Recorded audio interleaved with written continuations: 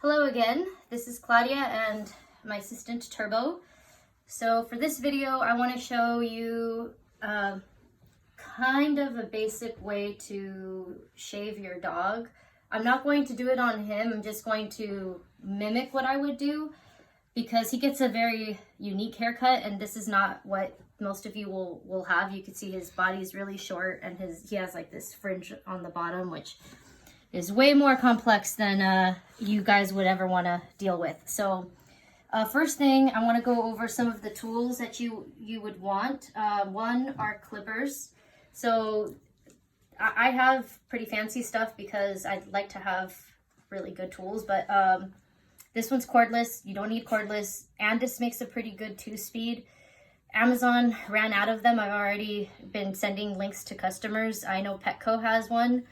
The brand is Andis and it's Andis AG and it's a 2-speed clipper. They're like $100. So that is a pretty good starting point. And then the clipper will come with a 10 blade, which is something like this here.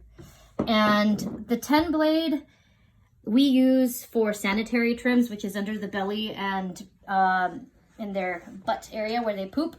But I actually am a little afraid for you guys to try doing that because that's a way to get, I mean, if you get too close to the butt area, you can easily cause razor burn.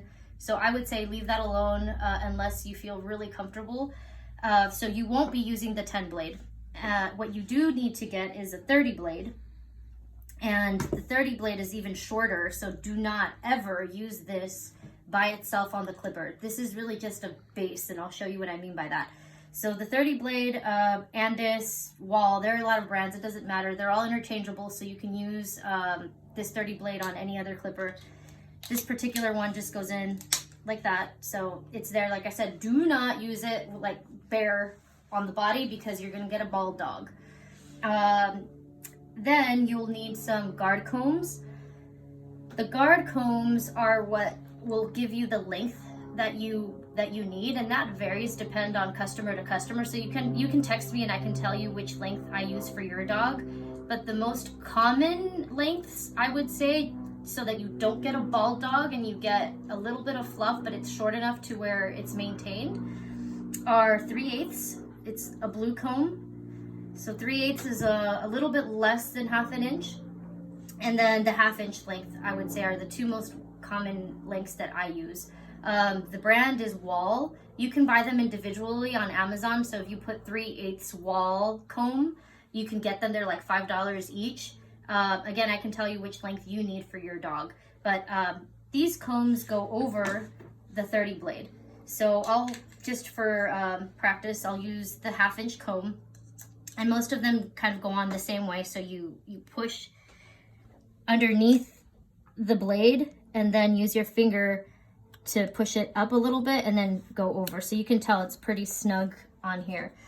And then the other part of this is just the direction that you want to shave the dog is very important. You always want to use the direction of how their hair grows. So you can see, like with him, the hair is growing this way and the hair grows down. So that's your guide of the direction you want to use the clippers. So for him, I would start in the back of the neck area, and this is for every single dog. So you would start here, and then I would turn it on and then go this way. When I was taught to think of this as a lawnmower. If you are trying to get your grass to be cut evenly, you want to go over every single line. So that could be a good way to think of it. So you just go here all the way to the back. So that's how you cover the back. And then the sides, I would go diagonal over the belly area where the rib cage is. So I'm going like this. And then down the shoulder and down the thigh. So that's kind of the way you would want to do the body. To do underneath the belly, you can go underneath this way. I would just be careful with boys because they have extra parts. So you can even put your hand underneath that area just so that you know you're not going over his pee-pee. So you go here and you would just go underneath, same direction. And then for the legs, you would want to go down. You can use your hand to kind of twist the leg a little bit and hold and just go inside, over. If it's not perfect, that's totally fine. Just keep on doing that. And you want to do that pretty much with every part of the body. And that should give you a really good starting point. The length, again, just depends on the dog, and you can tell or ask me and I can tell you, but I hope that helped. All right, guys, thank you.